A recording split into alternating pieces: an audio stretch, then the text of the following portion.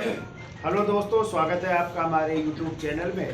तो देखिए, चर्चा चल रही थी भारतीय संविधान की, और भारतीय संविधान में कल हमने चर्चा की थी लोकसभा अध्यक्ष और उपाध्यक्ष की। और आज एक नया टॉपिक है या उसी से रिलेटेड आगे चर्चा करनी है कि सदस्यताओं की नियतता या सदस्यता किस तरह समाप्त हो सकती है, उनके क्या क्या कारण है, कैसे सदस्यों की सदस्यता समाप्त की जा सकती है। ठीक है, पहले कल के क्वेश्चन कुछ पूछ लेते हैं, फिर आगे चर्चा करते हैं। तो बताइए, जो है यदि आ जाए लोकसभा अध्यक्ष का चुनाव किस प्रकार होता है, तो क्या आंसर मारोगे? यानी लोकसभा अध्यक्ष को कौन सा सदन चुनता है? तो लोकसभा के सदस्य ही जो है अपने में से एक अध्यक्ष और एक क्या उपाध्यक्ष को चुनते हैं। ठीक है, तो बताइए लोकसभा अध्यक्ष का कार्यकाल कितने वर्ष का होता है? 5 वर्ष का। और उपाध्यक्ष का कार्यकाल 5 वर्ष का होता है। यानी दोनों लोगों का कार्यकाल कितने वर्ष का होता है? 5 वर्ष। अब यदि वो 5 वर्ष से पहले त्यागपत्र देना चाहे तो लोकसभा अध्यक्ष अपना त्यागपत्र किसको देंगे? उपाध्यक्ष को। तो लोकसभा अध्यक्ष अपना त्यागपत्र देते हैं किसको? उपाध्यक्ष को देते हैं। और यदि आ जाए लोकसभा के जो उपाध्यक्ष है वो अपना त्यागपत्र किसको देते हैं? अध्यक्ष को देते हैं। यानी एक दूसरे को संबोधित करते हुए दोनों लोग अपना त्यागपत्र दे सकते हैं। जबकि आप लोगों ने राज्यसभा में पढ़ा था कि राज्यसभा के सभापति अपना त्यागपत्र किसको देते थे? वहां पे राष्ट्रपति को देते थे। और जो राज्यसभा के उपसभापति थे वो किसको देते थे? सभापति को देते थे। तो राज्यसभा के सभापति कौन होते हैं? उपराष्ट्रपति। हाँ, तो उपराष्ट्रपति अपना त्यागपत्र किसको देते हैं? राष्ट्रपति को। और राष्ट्रपति किसको देते हैं? हाँ, लेकिन यहाँ पे क्या है? यहाँ पे लोकसभा अध्यक्ष अपना त्यागपत्र किसको देंगे? उपाध्यक्ष को देंगे। या लोकसभा अध्यक्ष अपना त्यागपत्र उपाध्यक्ष को देगा, उपाध्यक्ष अध्यक्ष को देगा। ठीक है, तो ये याद रहेगा आप लोगों को। क्या लोकसभा अध्यक्ष पद की शपथ ग्रहण करते हैं? नहीं करते। क्यों नहीं करते? क्योंकि वो पहले ही संसद सदस्य के रूप में शपथ ले चुके होते हैं। तो उनको संसद सदस्य के रूप में शपथ कौन दिलाता है? हमने आपको बताया था, प्रोटेम स्पीकर। अब यदि आ जाए प्रोटेम स्पीकर क्या होते हैं, तो हमने बताया था प्रोटेम स्पीकर वो व्यक्ति होता है जो कई बार से, यानी जो वरिष्ठतम सदस्य होता है और कई बार से लोकसभा का सदस्य जीत करके वो संसद पहुंचता है, लोकसभा पहुंचता है। तो उन्हीं में से एक व्यक्ति को जो वरिष्ठ होता है उसे क्या बनाया जाता है? Protem speaker. और प्रोटेम स्पीकर को कौन शपथ दिलाते हैं? पहले राष्ट्रपति दिलाते हैं। ठीक है, तो कौन दिलाता है? राष्ट्रपति। और फिर वही प्रोटेम स्पीकर सामूहिक रूप से सभी सदस्यों को क्या दिला देते हैं? शपथ दिला देते हैं। इसीलिए लोकसभा अध्यक्ष को अध्यक्ष पद की शपथ लेने की जरूरत नहीं पड़ती है। ठीक है, याद हो जाएगा। ठीक है, अब मान लो लोकसभा अध्यक्ष और उपाध्यक्ष कोई बैठक चल रही है लोकसभा की, मान लो वो नहीं है या उनका पद रिक्त है, तो ऐसी स्थिति में कौन जो है लोकसभा अध्यक्ष के कर्तव्यों का निर्वहन करेगा? हाँ, तो राष्ट्रपति द्वारा नियुक्त कोई व्यक्ति जो उसी सदन का सदस्य होगा उसे नियुक्त करेंगे, तब वो जो है अध्यक्षता करेगा। ठीक है, अच्छा बताइए प्रथम लोकसभा अध्यक्ष कौन थे? गणेश वासुदेव मावलांकर थे। कौन थे? प्रथम जो है लोकसभा अध्यक्ष थे गणेश वासुदेव मावलांकर। आ जाए प्रथम महिला लोकसभा अध्यक्ष कौन थी? मीरा कुमार क्या थी? प्रथम महिला लोकसभा अध्यक्ष थी। और आ जाए दूसरी महिला लोकसभा अध्यक्ष सुमित्रा महाजन दूसरी महिला लोकसभा अध्यक्ष थी। कौन ऐसे लोकसभा अध्यक्ष हैं जो कि राष्ट्रपति भी बने हैं? तो हमने लिखा है ना, नीलम संजीवा रेड्डी ऐसे लोकसभा अध्यक्ष हैं जो बाद में क्या बने थे? राष्ट्रपति बने थे। ठीक है, फिर यदि आ जाए कि वर्तमान में कौन है लोकसभा अध्यक्ष, तो क्या बताएंगे? इस समय है ओम बिरला। किस क्रम में है? 17वें क्रम में। 17वीं लोकसभा चल रही है ना, तो 17वीं लोकसभा के क्या है? अध्यक्ष हैं। ठीक है, 17वीं लोकसभा चल रही है, उसके अध्यक्ष हैं जिनका नाम है ओम बिरला। ठीक है, कल यहाँ तक शायद लिख गया था। क्यों भाई? तो आज चर्चा कर लेते सदस्यता या सदस्यों के लिए निहत्ता या समाप्ति, और इनका उल्लेख है अनुच्छेद 101 में। किसमें है?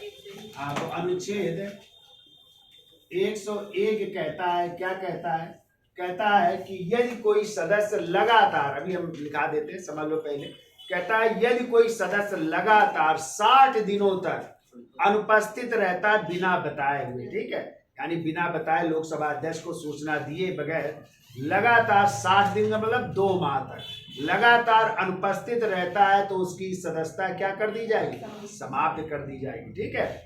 और इसमें यह भी कहा गया कि यदि 4 दिन तक लगातार संसद की कार्रवाई, मतलब उन 4 दिन या 6 दिन को शामिल नहीं किया जाएगा, मान लो संसद की कार्रवाई नहीं चल रही है और बीच में रुक गई है, तो उन 4 दिनों को शामिल नहीं किया जाएगा, ठीक है। लेकिन लगातार यदि वो 60 दिन तक अनुपस्थित रहता है बिना कोई सूचना के, तो उसकी क्या हो जाएगी? सदस्यता समाप्त कर दी जाएगी, ठीक है। या फिर और कैसे समाप्त हो सकती है? मान लो कोई संसद के दोनों सदनों का सदस्य चुन लिया गया है, ठीक है। मान लो पहले राज्यसभा का सदस्य था, अब उसने फिर लोकसभा का भी चुनाव लड़ गया। नहीं होते बहुत से कि कहें राज्यसभा के सदस्य भी हैं और लोकसभा का चुनाव भी लड़ जाते, और मान लो लोकसभा का भी चुनाव जीत गए वो। अब ऐसी स्थिति में उनकी सदस्यता समाप्त कर दी जाएगी। कैसे कर दी जाएगी? यदि वो जो है, उनको एक टाइम दिया जाता है और वो टाइम है लगभग जो है 10 दिनों का टाइम दिया जाता है कि 10 दिन के अंदर आप निर्धारित करिए कि किस सदन की सदस्यता आप रखना चाहते हैं। लोकसभा का सदस्य रहना चाहते या राज्यसभा का रहना चाहते, तो 10 दिन के अंदर डिसाइड करिए। नहीं तो आप नहीं सूचित करते हैं तो आपकी राज्यसभा की सदस्यता क्या हो जाएगी? समाप्त हो जाएगी। कौन सी सदस्यता समाप्त होगी? राज्यसभा की सदस्यता समाप्त हो गई। ऐसे ही कहा गया यदि आप लोकसभा का, और राज्यों में विधानसभा के भी चुनाव होते हैं, तो बहुत से लोग होते हैं क्या लोकसभा के सदस्य हैं और विधानसभा का भी चुनाव लड़ जाते हैं राज्यों में, ठीक है। अब दोनों जीत गए हैं और दोनों जीतने के बाद कहा गया यदि वो 14 दिनों तक, ठीक है, इसकी सूचना नहीं देते हैं तो उनकी दोनों सदस्यताएं समाप्त कर दी जाए। ना तो वो लोकसभा के सदस्य रहेंगे ना विधानसभा के सदस्य रहेंगे, यानी दोनों सदस्यताएं क्या कर दी जाए? समाप्त कर दी जाएंगी, ठीक है। तो ये कई कारण हैं जो संसद के सदस्यों की सदस्यता समाप्त करने की। तो पहला पॉइंट लिखिए, देखो अनुच्छेद 101 के अनुसार यदि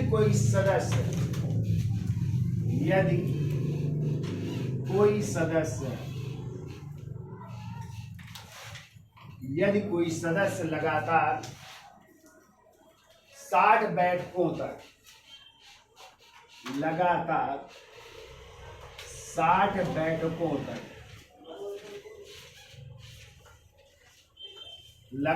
60 बैठकों तक या 2 माह भी कह सकते हैं, 60 बैठकों या 2 माह तक अनुपस्थित रहता है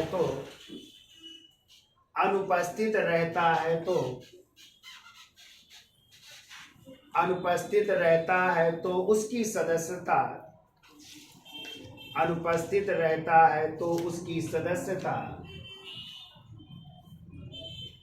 रद्द कर दी जाती है। उसकी सदस्यता रद्द कर दी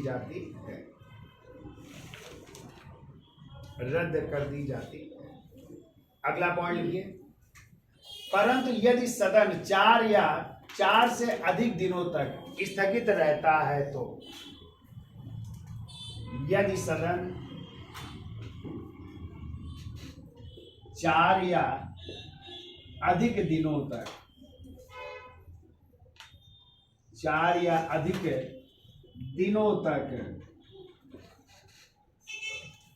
स्थगित रहता है तो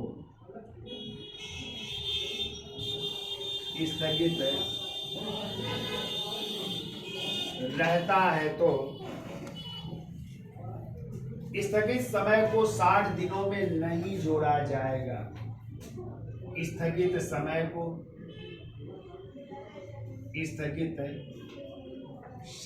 को 60 दिनों में नहीं जोड़ा जाएगा।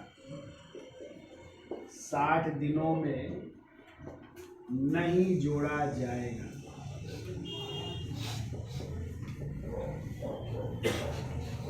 ठीक है, तो ये यदि सदन नहीं चल रहा होता तो ये जो है दिन नहीं उसमें जोड़े जाते हैं, और लगातार ये 60 दिन अनुपस्थित रहता है तो उसकी सदस्यता क्या हो जाएगी? समाप्त हो जाएगी। ठीक है, अगला पॉइंट लिखिए, देखो यदि कोई व्यक्ति सदन में बैठता है या मतदान करता है यदि कोई व्यक्ति सदन में बैठता है, यदि कोई व्यक्ति सदन में बैठता है या मतदान करता है, या मतदान करता है, जिसको यह पता है कि या मतदान करता है जिसको यह पता है कि उसकी सदस्यता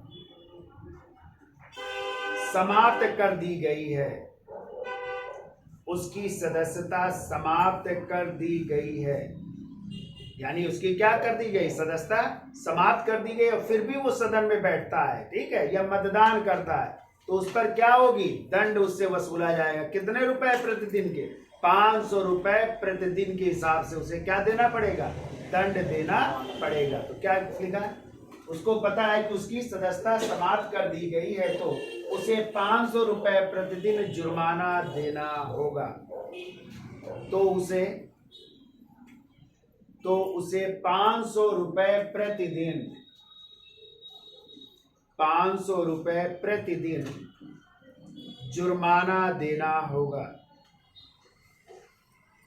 500 रुपए प्रतिदिन जुर्माना देना होगा। ये अलग से लग जाएगा, ठीक है, देना होगा। जैसे अभी नहीं, अभी कुछ सदस्यों की सदस्यता क्या कर दी गई थी, निलंबित कर दी गई थी ना, तो वो धरने प्रदर्शन में बाहर बैठे थे, यदि सदन में बैठते तो उन पर ही जुर्माना लगाया जाता, ठीक है। अगला पॉइंट लिखिए, यदि कोई व्यक्ति संसद के दोनों सदनों का, यदि कोई व्यक्ति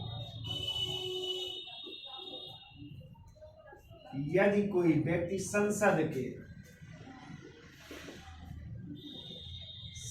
के दोनों सदनों का सदस्य, दोनों सदनों का सदस्य चुन लिया जाता है, तो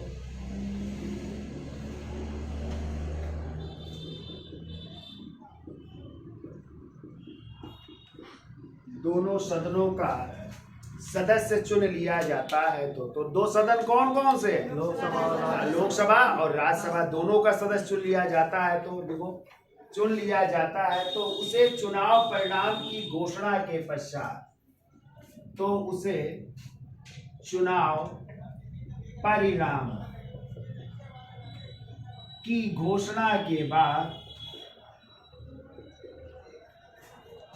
बाद 10 दिनों के अंदर,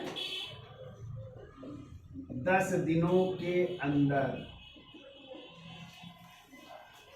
चुनाव परिणाम की घोषणा के पश्चात 10 दिनों के अंदर अगर चुनाव आयोग को सूचित नहीं करता है, तो 10 दिनों के अंदर अगर चुनाव आयोग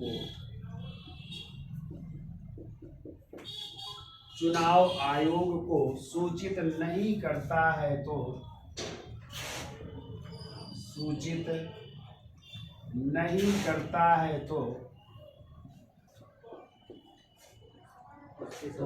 कौन सी सदस्यता, राज्यसभा, तो उसकी राज्यसभा की सदस्यता समाप्त कर दी जाएगी।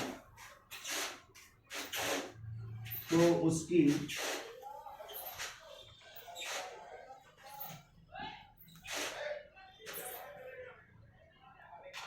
क्या है, राज्यसभा की सदस्यता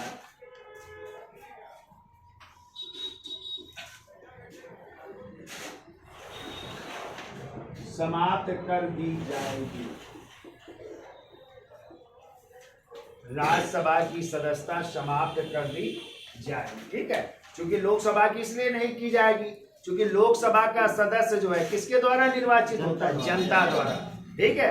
प्रत्यक्ष चुनाव होता है ना लोकसभा का, आप लोग वोट डालते हैं ना, जिसकी आयु कितने वर्ष हो चुकी होती है, 18 वर्ष हो चुकी होती, तो वो जनता द्वारा चुना हुआ व्यक्ति होता है, इसलिए उसकी सदस्यता नहीं रिक्त की जाएगी। जबकि राज्यसभा के सदस्य अप्रत्यक्ष निर्वाचित होते हैं ना, उनको कौन चुनता है, राज्यसभा के सदस्यों को, एमएलए, उस राज्य की विधानसभा के सदस्य और कैसा चुनाव होता है? अप्रत्यक्ष चुनाव होता है, ठीक है। और लोकसभा के सदस्यों का चुनाव प्रत्यक्ष, और उसमें अग्रता ही क्या होता है? विजेता होता है, ठीक है। जिसको 50% से अधिक वोट मिल जाते वो लोकसभा का सदस्य बन जाता है, ठीक है।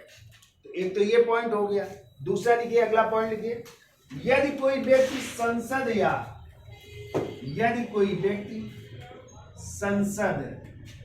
या राज्य विधानमंडल का, संसद या राज्य विधानमंडल का, संसद या राज्य विधानमंडल का सदस्य चुन लिया जाता है तो, राज्य विधानमंडल का सदस्य चुन लिया जाता है तो, चुन लिया जाता है तो 14 दिनों के अंदर उसे किसी एक सीट का चुनाव करना होता है। तो 14 दिन के अंदर, 14 दिन के अंदर, 14 दिन के अंदर उसे किसी एक सीट का, उसे किसी एक सीट का चुनाव करना होता है, का चुनाव करना होता है।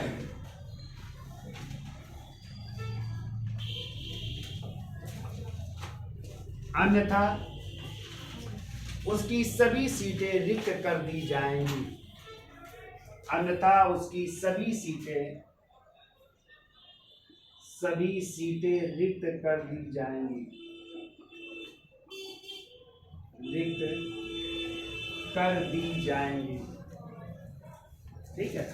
उसको 14 दिन का टाइम मिलेगा कि आप जो है कौन सी सदस्यता रखना चाहते हैं, संसद की यानी लोकसभा या राज्यसभा की, या राज्य में विधानसभा की या विधान परिषद की, जो भी आप रखना चाहते हैं रख सकते हैं। नहीं तो आपकी क्या हो जाएगी, सभी जो है सदस्यता जो है क्या हो जाएगी, समाप्त कर दी जाएगी। तो ये था सदस्यता यानी संसद के सदस्यों के लिए निहत्ता या समाप्ति, इस तरह इनकी सदस्यता समाप्त की जा सकती है, ठीक है। अब हेडिंग डाल दीजिए, या एक और पॉइंट तो अनुच्छेद 102 के तहत है, चलिए इसी में जुड़वा देते हैं। तो इसको बिगाड़ देते, इसका स्क्रीनशॉट ले लो। तो देखिए अनुच्छेद 102 में भी जो है सदस्यों की समाप्ति की बात की गई है। तो देखिए अनुच्छेद 102 के तहत, देखिए अनुच्छेद 102 के तहत यदि वह भारत सरकार, देखो यदि वह भारत सरकार, या भी कह सकते राज्य सरकार, राज्य सरकार के अधीन लाभ का पद धारण किया हो, लाभ का पद धारण किया हो, ठीक है। यानी लाभ के पद पर है तो भी उसकी जो है सदस्यता क्या हो जाएगी, समाप्त कर दी जाएगी। वैसे लाभ के पद को जो है संविधान में परिभाषित नहीं किया गया, ये संसद जो है कानून बनाती और उसमें डिसाइड करती कौन कौन से पद लाभ के पद हैं, जबकि मंत्रियों का पद लाभ का पद नहीं होता है, ध्यान रखिएगा है। कोई भी मंत्री लाभ का पद नहीं माना जाता। यदि और किसी संस्था से वो जुड़ा हुआ है, ठीक है, तो वो जो है कैसे पद होंगे, लाभ के पद माने जाएंगे, ठीक है। एक तो ये स्थिति में समाप्त हो सकती है। दूसरी स्थिति लिखिए, यदि वह पागल व दिवालिया हो गया हो, क्या है तो दूसरा लिखिए, यदि वह पागल वह क्या हो गया हो, दिवालिया हो गया हो, ठीक है, तो भी उसकी जो है सदस्यता क्या कर दी जाएगी, समाप्त कर दी जाएगी, ठीक है। तीसरा लिखिए, वह दल बदल कानून के तहत, वह दल बदल कानून के तहत अयोग्य घोषित किया गया हो, अयोग्य घोषित किया गया हो, ठीक है, तो भी उसकी सदस्यता क्या हो जाएगी, समाप्त हो जाएगी।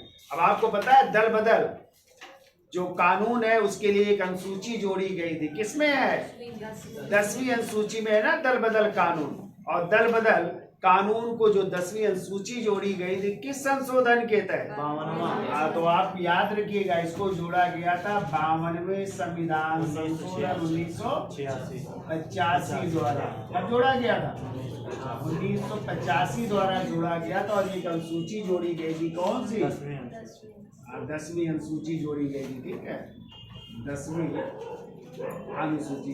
क्योंकि जब आपका संविधान बना था तो कितनी अनुसूचियां थी, 8 ही अनुसूचियां थी ना। और 9वीं अनुसूची जोड़ी गई थी प्रथम संविधान संशोधन 1951 द्वारा, जिसमें क्या है, भूमि अधिग्रहण कानून है, ठीक है, और इसमें क्या है, दल बदल कानून है, ठीक है। तो अब जो है इसमें फिर संशोधन किया गया है, ध्यान रखिएगा। फिर एक संशोधन हुआ 91वां संविधान संशोधन हुआ है, कब, 2003 द्वारा, ठीक है। अब कहा गया है यदि कोई दल मान लो 4-5 सदस्य जीत करके आए, यदि वो सामूहिक रूप से शामिल होना चाहे तो वो दल बदल नहीं माना जाएगा, ठीक है। तो कुछ संशोधन किया गया है, किस संशोधन द्वारा, 91वें संविधान संशोधन 2003 द्वारा, ठीक है। तो इसके तहत भी जो है उस सदस्य के अयोग्य घोषित किया जा सकता है। तो ये कई कारण जो है बताए गए हैं, ठीक है। या फिर एक और लिख लो पॉइंट, देखो, यदि वह संसद द्वारा पारित है, यदि वह संसद द्वारा पारित, संसद द्वारा पारित जन प्रतिनिधित्व अधिनियम 1951, जन प्रतिनिधित्व अधिनियम 1951 में पहली बार आया था। जन प्रतिनिधित्व अधिनियम 1951 के तहत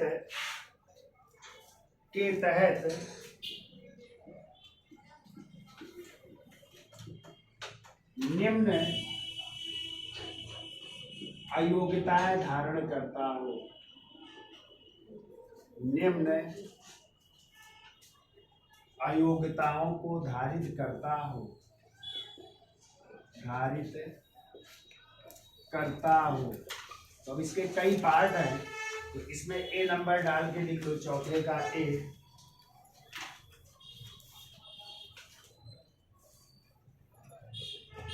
देखो नंबर 1, वह चुनावी अपराध, वह चुनावी अपराध या चुनाव में भ्रष्ट आचरण के लिए, या चुनाव में भ्रष्ट आचरण के लिए दोषी पाया गया हो, दोषी पाया गया हो। तो आपने देखा होगा कि चुनाव के दौरान पहले क्या होता था, जो चुनावी जो है फर्जी वोट पड़ जाते थे ना, जो दबंग होते थे चुनाव लड़ते थे ना, फर्जी वोट डलवा देते थे। और यदि ऐसी पता चल जाता था कि उन्होंने ऐसे गलत तरीके से चुनाव जीता है तो उनकी भी सदस्यता क्या होती थी, रद्द कर दी जाती थी। किस कानून के तहत, ये जन प्रतिनिधित्व अधिनियम 1951 के तहत, ठीक है। तो अब तो खैर नहीं होता है ज्यादा अपराध, अब तो ईवीएम मशीन द्वारा होता है, तो ऐसा नहीं होता है। दूसरा लिखिए, बी नंबर डालिए, देखो बी नंबर डालिए। देखो, वह किसी अपराध के लिए 2 वर्ष से अधिक है, वह किसी अपराध के लिए, किसी अपराध के लिए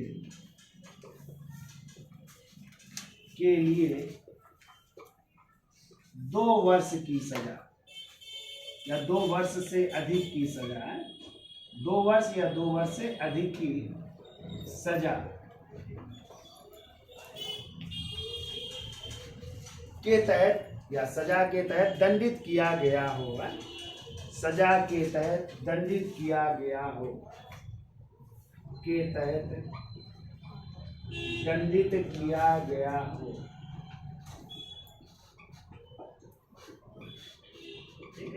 यदि आप किसी भी जो है संसद सदस्य है भी यदि है और उसको 2 वर्ष की सजा यदि उसको प्राप्त हो गई है तो उसकी सदस्यता क्या हो जाएगी, निरस्त हो जाएगी। जैसे आप लोगों ने पहली बार सुना होगा लालू प्रसाद यादव चारा घोटाले में फंस गए थे ना, तो जब आया निर्णय तो उनको 2 वर्ष से अधिक की सजा होगी, इसलिए उनकी सदस्यता क्या कर दी गई, समाप्त। अभी जैसे आपने सुना होगा इनकी राहुल गांधी की भी सदस्यता समाप्त कर दी गई थी ना, तो उसमें जो है उन्होंने मोदी जी के लिए शायद कोई अपशब्द कहे थे, लेकिन मामला भी सुप्रीम कोर्ट गया, इतना ज़्यादा अपराध नहीं था, ठीक है। तो इस कारण उनकी सदस्यता फिर जो है वापस ले ली गई है, ठीक है। अब वो फिर सदस्य है, लेकिन ये 2 वर्ष की सजा कोई प्राप्त व्यक्ति है तो उसकी सदस्यता क्या हो जाएगी, रद्द हो जाएगी, ठीक है। तो लालू यादव की इस तरह रद्द की गई थी, ठीक है।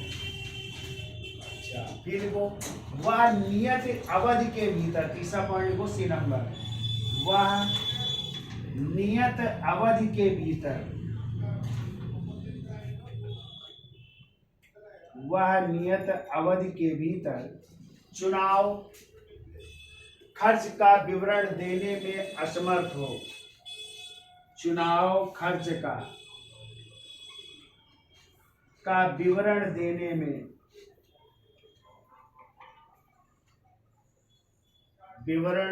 में असफल रहा हो या असमर्थ हो, कुछ भी लिख लो, विवरण देने में असफल रहा हो,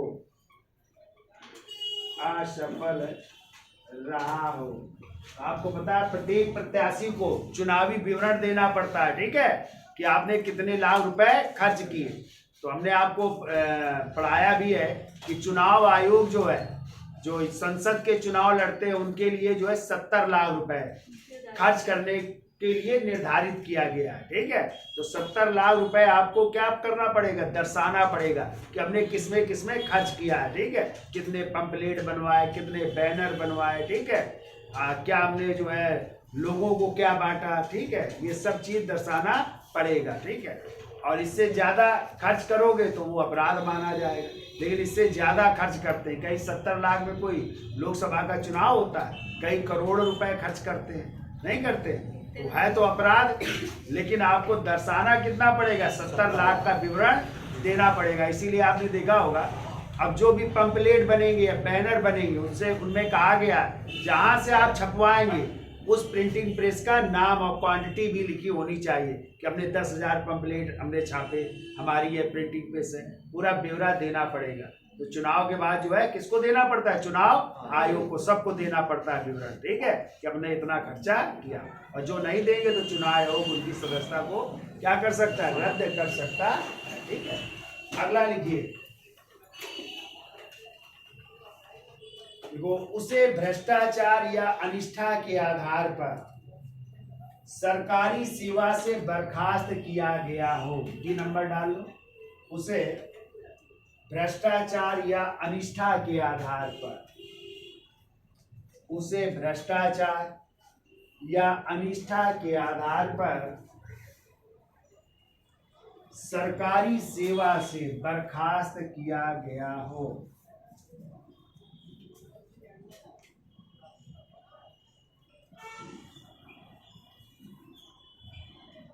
उसे भ्रष्टाचार या अनिष्ठा के आधार पर सरकारी सेवा से बर्खास्त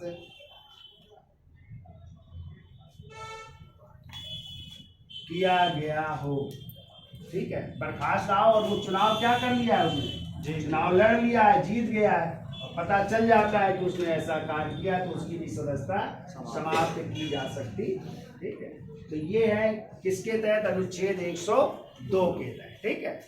अब लिखिए अनुच्छेद 103 में भी कहा गया है, तो 103 के तहत भी सदस्यता समाप्त हो सकती है, लेकिन वो सदस्यता कौन समाप्त करेगा, तो उस सदस्यता को समाप्त करने का अधिकार दिया गया है कि जो है राष्ट्रपति द्वारा, ठीक है। कौन करेगा, राष्ट्रपति करेंगे, लेकिन किसकी सलाह से करेंगे, तो निर्वाचन आयोग की सलाह से करेंगे, ठीक है। तो लिखिए अनुच्छेद 103 के तहत, अनुच्छेद 103 के तहत सदस्यता समाप्त करने का निर्णय राष्ट्रपति द्वारा, सदस्यता समाप्त करने का निर्णय राष्ट्रपति द्वारा निर्वाचन आयोग के परामर्श से लिया जाता है। राष्ट्रपति द्वारा निर्वाचन आयोग के परामर्श से लिया जाता है, परामर्श से लिया जाता है। निर्वाचन आयोग के परामर्श से लिया जाता है।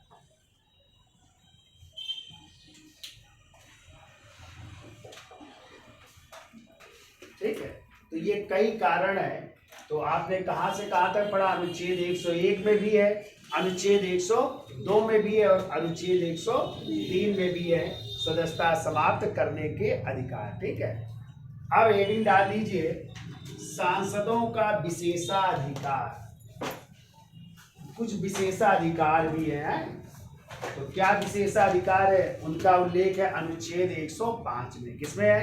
अनुच्छेद 105 में। तो आप लोगों ने देखा होगा कि जब संसद सदस्य लोकसभा में कार्यवाही होती है ना, तो अपनी अपनी बात नहीं रखते हैं, तो मजाक भी करते हैं, हंसी मजाक भी उड़ाते हैं ना एक दूसरे की। हाँ, खिल्ली करते हैं, शायरी भी सुनाते हैं, नहीं सुनाते? हाँ, लालू जी तो यहाँ भी कह देते हैं कि जो है बिहार में हम ऐसी सड़कें बनवा देंगे जो हेमा मालिनी के गाल से भी चिकनी होंगी ना।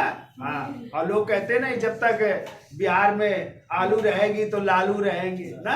हाँ, और जैसे अभी इस समय वायरल हो रहा है ममता बनर्जी के ऊपर कि आपने रेल मांगा था, उन्होंने कहा नहीं, मैंने रेल नहीं मांगा था। तो कहा था नहीं मांगा था तो नहीं मिलेगा रेल मंत्रालय। ठीक है, तो मजाक भी वहां पे चलता रहता है। तो इसके खिलाफ किसी पर भी आरोप दाखिल नहीं होगा। वो हंसी मजाक कर सकते हैं, लेकिन किसी भी व्यक्तिगत व्यक्ति के बारे में कोई आक्षेप नहीं लगाएंगे, टीका टिप्पणी नहीं करेंगे। वैसे हंसी मजाक कर सकते हैं, लेकिन व्यक्तिगत आक्षेप नहीं लगाएंगे आप। ठीक है, हाँ, नहीं जैसे कह राहुल गांधी ने आंख मार दी, हाँ, तो क्या इस पर ऊपर कोई हुआ एक्शन? कुछ नहीं, ऐसी बातें हो सकती है। ठीक है, हाँ, तो ये सब जो है सांसदों के क्या है? विशेषाधिकार है। वो अपनी बात हंसी मजाक में, ठीक है, शायरी के रूप में नहीं करते हैं। हाँ, और जो है लड़ भी जाते हैं वहां पे। हाँ, नहीं, वो तो फेंकना, वो तो गलत है। लड़ने का मतलब एक दूसरे पर टिप्पणी करते हैं ना। तो चलिए, तो लिखिए, हेडिंग डालिए, क्या लिखा? सांसदों का विशेषाधिकार, अनुच्छेद 105 है। बिगाड़ तो गए। तो हेडिंग डाल लीजिए सांसदों का विशेषाधिकार है। तो लिखिए अनुच्छेद 105 के तहत, अनुच्छेद 105 के तहत सांसदों को संसद अथवा सांसदों को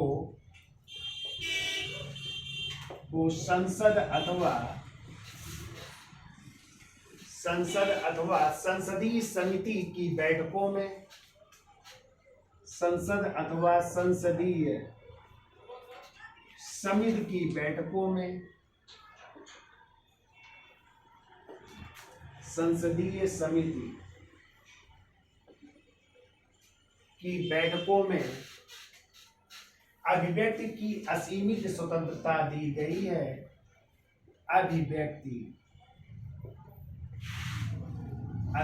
की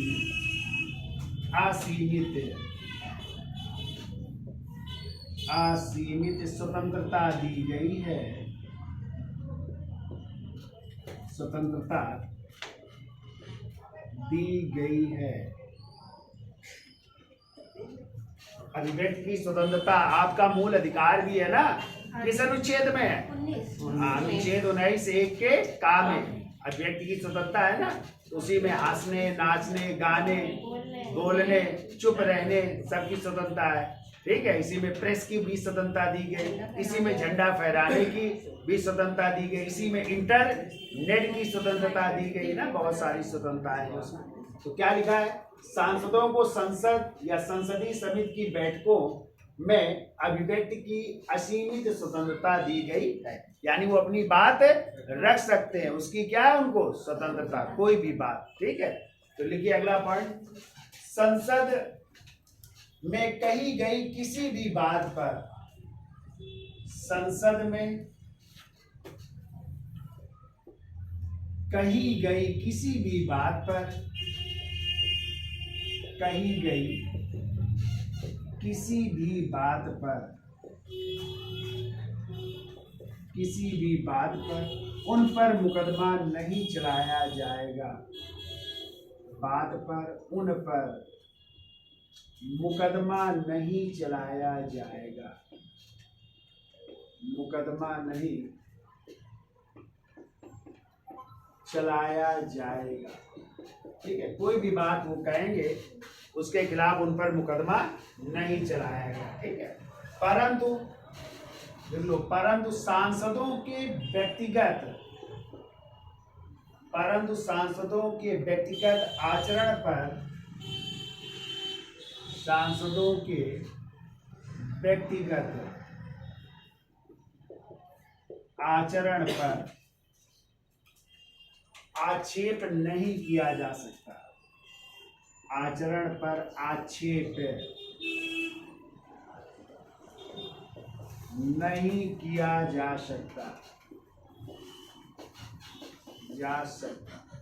ठीक है, यानी उनकी पर्सनल लाइफ पर दखलंदाजी कोई भी नहीं होते। कोई सांसद मान लो दोस्त हैं, उनकी पर्सनल लाइफ के बारे में सब जानते कि आज कहाँ थे तुम, आज किसके साथ घूम रहे थे, आज क्या खा रहे थे तुम, है तो अब वहां पे खोलने लगे पोल पट्टी कि तुम तो ये थे, तुम तो वो थे। तो ये व्यक्तिगत आक्षेप नहीं करेंगे कोई भी सांसद। ठीक है, उनकी पर्सनल लाइफ में कोई भी हस्तक्षेप नहीं करेगा एक दूसरे को। ठीक है, वैसे आप हंसी मजाक, आप जो है चुटकुला सुना सकते हैं, आप कोई गीत सुना सकते हैं, कुछ भी कर सकते हैं। ठीक है, चलिए आगे देखते हैं। देखो, सदन के सत्र के, तो कहा गया है कि यदि सदन का सत्र चल रहा है तो 40 दिन पहले सदन, जब सत्र शुरू होता है तो कितने सत्र चलते हैं अपने यहाँ सदन के? 3। वैसे तो 6-6 माह के अंतर में 2 बैठकें होनी चाहिए। ठीक है, संसद की साल में कितनी बैठकें होनी चाहिए? 2 बैठकें जरूरी है, लेकिन अपने यहाँ 3 सत्र चलते हैं। जैसे अभी फरवरी आएगा तो फरवरी में बजट सत्र, बजट पेश होगा ना। अभी किस दिन पेश होगा? 1 फरवरी को। पहले होता था लास्ट दिन, अब 1 फरवरी को, यदि संडे नहीं हुआ तो। ठीक है, 1 फरवरी को बजट आपका पेश होगा। कौन सा बजट? सामान्य बजट और रेल बजट। पहले अलग अलग पेश होते थे ना।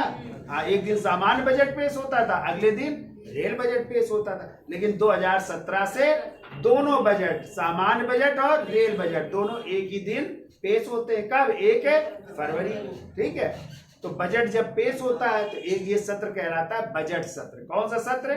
बजट। तो बजट होता क्या है? एक आगामी एक वित्तीय या 1 वर्ष की आय और व्यय का लेखा जोखा ही बजट होता है। तो अपने यहाँ संविधान में बजट शब्द नहीं है।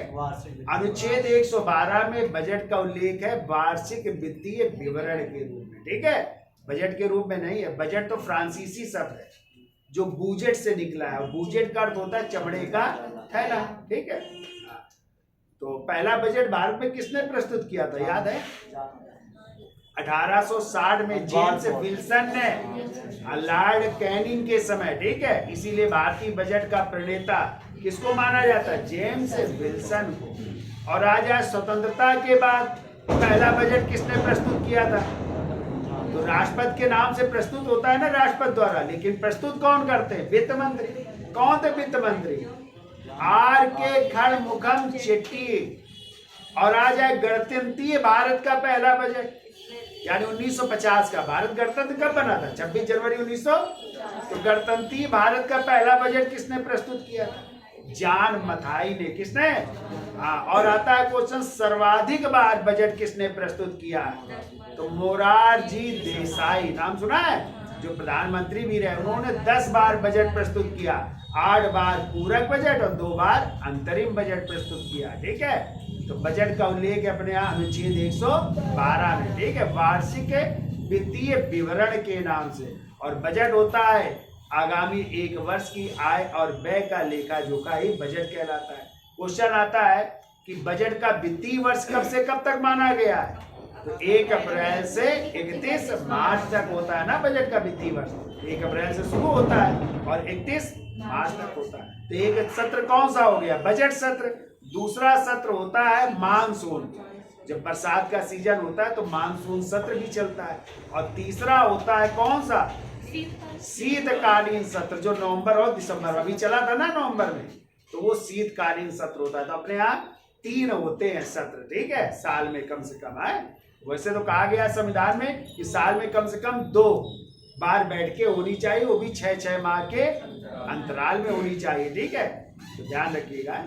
तो क्या लिखा, क्या बोल रहे थे, लिखो सदन सत्र के, हाँ अच्छा ये बता रहे थे कि सदन के सत्र के 40 दिन पहले और 40 दिन बाद यदि किसी पर जो है आरोप लगा है दीवानी मुकदमे का, ठीक है, दीवानी मुकदमे जानते हो आप, दीवानी मुकदमे होते जो जमीन और जायदाद से संबंधित होते, नहीं होते कि कब्जा कर लिया विधायक ने, कहें सांसद जी ने कब्जा कर लिया जमीन पे, तो उनके खिलाफ जो है गिरफ्तारी नहीं की जाएगी। ठीक है, 40 दिन पहले और 40 दिन बाद। और यदि फौजदारी मामले यानी किसी को मार दिया उन्होंने, तो उनको गिरफ्तार किया जा सकता है, लेकिन उस सदन के, जिस सदन का वो सदस्य है उसके अध्यक्ष से परमिशन लेकर। लोकसभा का सदस्य है तो किससे परमिशन, अध्यक्ष से। और राज्यसभा का सदस्य है तो राज्यसभा के सभापति जो होंगे, ठीक है, उनसे परमिशन लेकर के गिरफ्तार किया जा सकता। क्लियर, तो ये भी छूट है किसके लिए, सांसदों के लिए, कि 40 दिन तक न पहले न 40 दिन बाद दीवानी मामलों में गिरफ्तार, और जेल से छूट करके आएंगे तो इसकी सूचना, ठीक है, उस सदन के सभापति को देनी पड़ेगी कि अब जेल से ये छूट गए। ठीक है, तो लिखिए, देखो सदन के सत्र के 40 दिन पहले, सदन के सत्र के 40 दिन पहले, 40 दिन पहले और 40 दिन बाद, और 40 दिन बाद, 40 दिन बाद सांसद पर दीवानी मामलों पर मुकदमा नहीं चलाया जा सकता। सांसदों पर दीवानी मुकदमों, दीवानी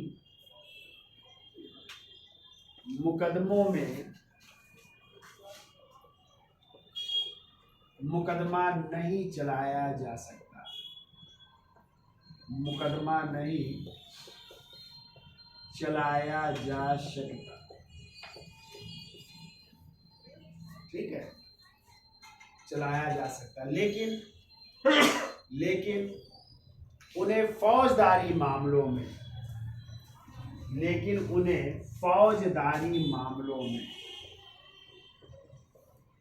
फौजदारी मामलों में गिरफ्तार किया जा सकता है।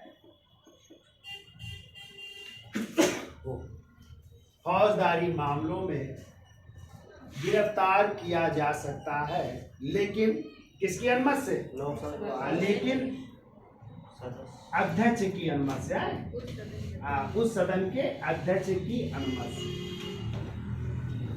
अध्यक्ष की अनुमति से। यदि लोकसभा का सदस्य है तो लोकसभा के अध्यक्ष की अनुमति से, राज्यसभा का सदस्य है तो राज्यसभा के सभापति या राज्यसभा के अध्यक्ष भी कह सकते हैं उपराष्ट्रपति को, ठीक है, उनकी अनुमति से उन्हें क्या किया जा सकता है, गिरफ्तार किया जा सकता है। ठीक है,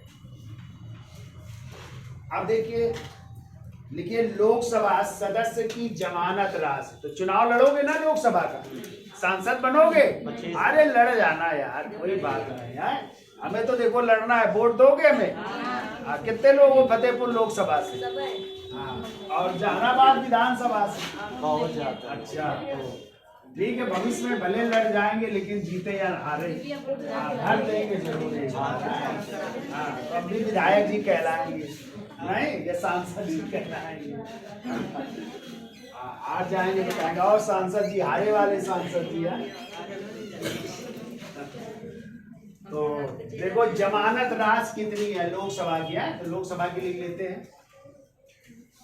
तो लोकसभा की जमानत राशि 25,000। हाँ, लोकसभा की जमानत राशि।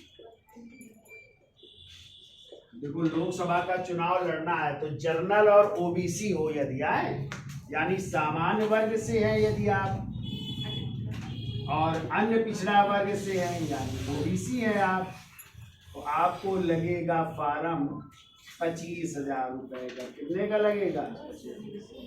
25,000 रुपए। इतने का फार्म मिलेगा, ठीक है।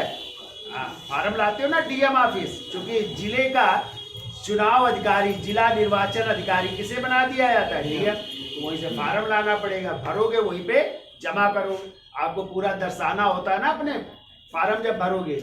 आपको माता पिता, आपकी पत्नी का नाम, आपके बच्चों का नाम, आपकी संपत्ति पूछी जाएगी, पत्नी की संपत्ति, बच्चों की संपत्ति यदि वो बड़े हैं, कोई कारोबार कर रहे हैं, आपके पास कितनी गाड़ियां हैं, ठीक है सब, आपके पास असलहे कितने हैं, आपके खिलाफ कोई मुकदमा तो नहीं चल रहा है, पूरी जानकारी आपको देनी पड़ेगी उस फार्म में, ठीक है। तो वो कहलाती है जमानत राशि। 25,000 का ये फार्म मिलेगा, जमा करके आओगे, फिर उसकी जांच होगी, सही पाए जाओगे तो फिर चुनाव आवंटन होगा। यदि पार्टी से चुनाव लड़ रहे हो तो आपको चुनाव चिन्ह पार्टी का मिल जाएगा। अब भाजपा से मिल गए तो कमल होगा, सपा से मिल गए साइकिल होगा, कांग्रेस से मिल गए हाथ का पंजा। अब किसी पार्टी ने आपको टिकट नहीं दिया तो निर्दलीय बन जाएंगे। तो निर्दलीय में कहीं घंटी मिल जाएगी चुनाव, कहीं कार मिल जाएगी, कहीं पतंग मिल जाएगी, ठीक है, तो वो मिल जाएगा। तो जमानत राशि कितनी होगी? 25। ये किसके लिए? जनरल। और यदि आप एससी हैं, एससी मतलब अनुसूचित जाति, तो लिखो अनुसूचित जाति और अनुसूचित जनजाति यानी एसटी के लिए है, इनके लिए इसकी आधी हो जाएगी 12,500 रुपए हो जाएगी, ठीक है। 12,500 रुपए का फार्म मिलेगा, ठीक है। अब ये जमानत राशि भी जब्त हो जाती। बचपन में आप लोगों ने सुना होगा क्या उनके जमानत जब्त, तो हम लोग छोटे थे तो हम क्या लगता है जेल चले गए, अब इनकी जमानत नहीं होगी, ये जब्त होगी जमानत, ठीक है। तो जमानत जब्त का मतलब होता है जो बोर्ड मिलेंगे, कहा गया कुल वैध मतों का, कुल वैध मतों का कितने मत? 1/6 मत ना प्राप्त होने पर, मत ना प्राप्त होने पर क्या हो जाएगी? जमानत जब्त। ऐसे लिख लो, जमानत जब्त हो जाएगी। कब? जब कुल वैध मतों का 1/6 मत आपको नहीं प्राप्त होंगे तो आपकी जमानत जब्त। यानी ये राशि जो 25,000 की थी या 12,500 जो जमा की वो आपकी चली गई। इतने वोट मिल गए तो आपको ये राशि वापस, तो इतने वोट मिल गए तो जीत ही जाओगे, ठीक है। तो जीत जाओगे तो क्या 12,000 लेने जाओगे? 25,000। ये तो बन गए विधायक। आप विधायक बन गए तो कितना मिलेगा साल में पता है? हाँ, मिलती ना विधायक निधि 3 करोड़ रुपए एक साल में। और सांसद बन गए 5 करोड़ रुपए है इस समय एक साल में। यानी सांसद कितने साल के लिए बनोगे? 5। भाई लोकसभा का कार्यकाल कितने वर्ष? 5 वर्ष होता है लोकसभा कार्यकाल। तो 5 गुणते 5 बराबर 25 करोड़ रुपए मिलेंगे 5 साल में। अब 25 करोड़ में कितना काम करवाओगे तुम? मान के चलो 5-10 करोड़ तो तुम्हारे है ही हैं जेब में, बचा लोगे, ठीक है। आधा काम करवाते हैं और आधा जेब में, तो हो गए करोड़पति तुम। बस एक बार सांसद और विधायक बन तो जाओ, ठीक है। हाँ, ये होती है सांसद निधि 5 करोड़ एक साल में मिलती है, ठीक है। इसीलिए तो लोग चुनाव लड़ना चाहते हैं, जीतना चाहते हैं, सांसद बनना चाहते हैं। तो ये तो इतनी कमाई हो गई और सांसद बन गए तो तमाम धंधे शुरू हो जाते हैं। पेट्रोल पंप शुरू, मिल गया, गैस एजेंसी मिल गई, भट्ठा लग गया, स्कूल बन गया, कॉलेज बन गया, डिग्री कॉलेज बन गया ना, और कुछ जमीनें भी कब्जा कर लेते हैं जबरदस्ती। तो कमाई कमाई होती है, ठीक है। तो याद हो जाएगा भाई यार। ये है जमानत राशि, सामान्य और ओबीसी के लिए 25,000, एससी और एसटी के लिए 12,500। कब जब्त हो जाएगी? कुल वैध मत का 1/6 मत ना प्राप्त होने पर, ठीक है। अब देखिए, चुनाव लड़ने जा रहे हो तो चुनाव के लिए प्रस्तावक भी तो चाहिए भैया, नहीं भैया, होने चाहिए प्रस्तावक।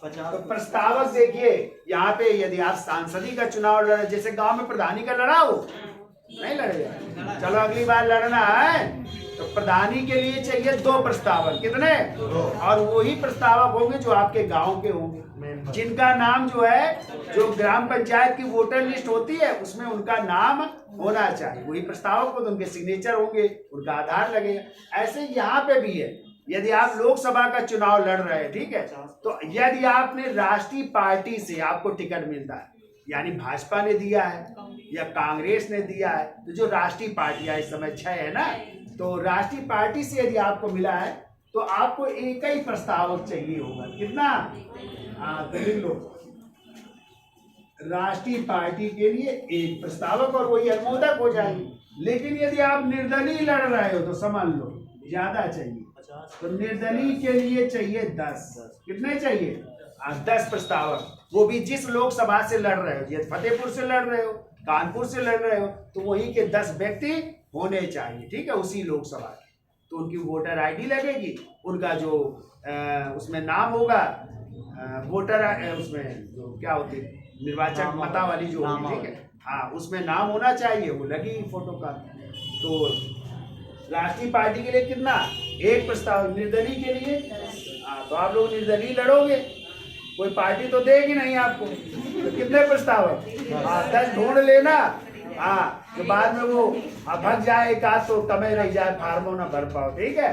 हाँ, तो ये 10 चाहिए निर्दलीयों के लिए, ठीक है, ये प्रस्तावक होते हैं। जैसे आपने पढ़ा था ना, राष्ट्रपति के लिए कितने चाहिए होते हैं? 50 प्रस्तावक, 50 अनुमोदक। उपराष्ट्रपति के चुनाव के 20 प्रस्तावक और 20 अनुमोदक। तो वैसे यहाँ पे राष्ट्रीय पार्टी से टिकट मिला है आपको तो 1, और निर्दलीय लड़ोगे तो भैया 10 जरूरत पड़ेगी, ठीक है। तो ये हो गया प्रस्तावक। अब देखो, सांसदों के वेतन भत्ते, वेतन भत्ता भी मिलता है ना, देखो, सांसदों के वेतन भत्ते और वेतन भत्ते का उल्लेख अनुच्छेद 106 में है। अनुच्छेद 106 में वेतन भत्तों का उल्लेख है, ठीक है। तो देखो, 1954 से सांसदों को वेतन भत्ते दिए जा रहे हैं। 1954 से सांसदों को वेतन भत्ते दिए जा रहे हैं।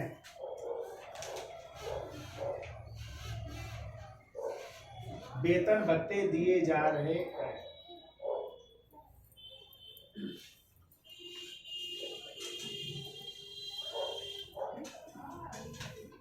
ठीक है, तो लिखिए, 18 मई 2014 से बढ़ा दिया गया। 18 मई 2000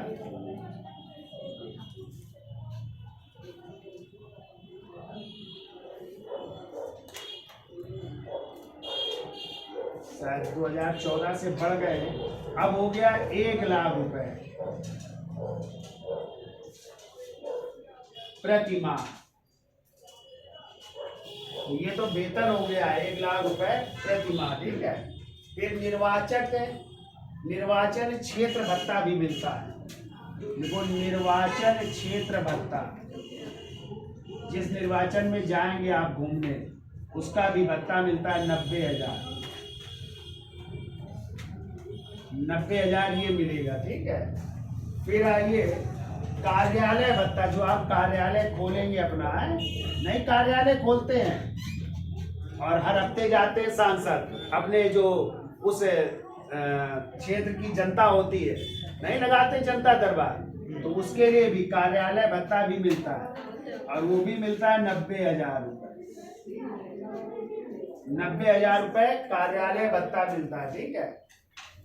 फिर इनको अधिवेशन की बैठकों के लिए, जब अधिवेशन चलेंगे दिल्ली में, अधिवेशन की बैठकों के लिए,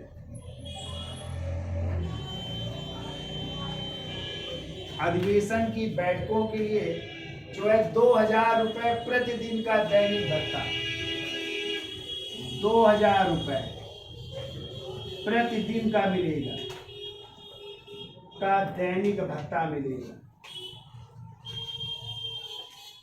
2,000 रुपए प्रतिदिन का दैनिक भत्ता भी मिलेगा, ठीक है।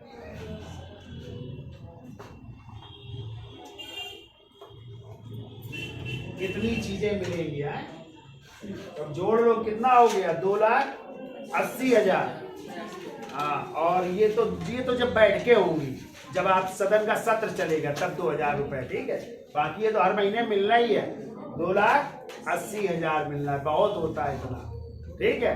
अब लिखो 5 करोड़ भी तो लिख लो, तो लिखो सांसद विकास निधि योजना भी मिलेगी, सांसद विकास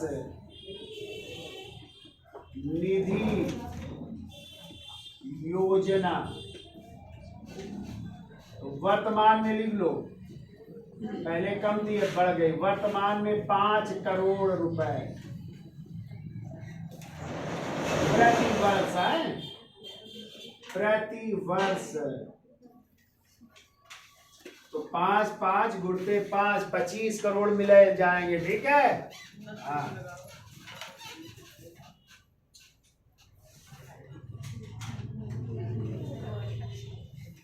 हाँ, तो देखो कब कब पढ़ाई गई, लिखो प्रधानमंत्री पीवी नरसिम्हा राव के समय इसकी शुरुआत हुई। प्रधानमंत्री पीवी नरसिम्हा राव के समय 23 दिसंबर 1993 को है,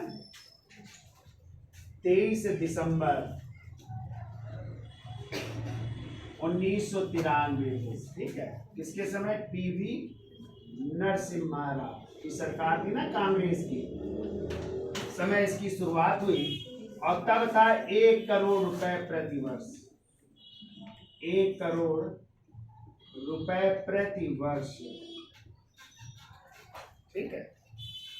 देखो प्रधानमंत्री पीवी नरसिम्हा राव के समय 23 दिसंबर 1993 को पहली बार इसकी शुरुआत हुई, तब कितनी प्रति वर्ष, 1 करोड़, ठीक है। फिर देखो 1998 में अटल बिहारी वाजपेयी के समय, अटल बिहारी वाजपेयी जब प्रधानमंत्री थे, इनके समय हो गई बढ़कर के 2 करोड़ रुपए, 2 करोड़ रुपए प्रति वर्ष है। और फिर जब मनमोहन सिंह जी बने प्रधानमंत्री कांग्रेस के, ठीक है, तो उन्होंने 2 करोड़ से कितनी कर दी, 5 करोड़ रुपए। तीसरा लिखे 2011 में, 2011 में मनमोहन सिंह सरकार द्वारा, मनमोहन सिंह सरकार द्वारा बढ़ा करके हो गई 5 करोड़ रुपए प्रति वर्ष। तो इस समय वर्तमान में कितनी है, 5 करोड़ रुपए प्रति वर्ष हो गई, ठीक है। हाँ,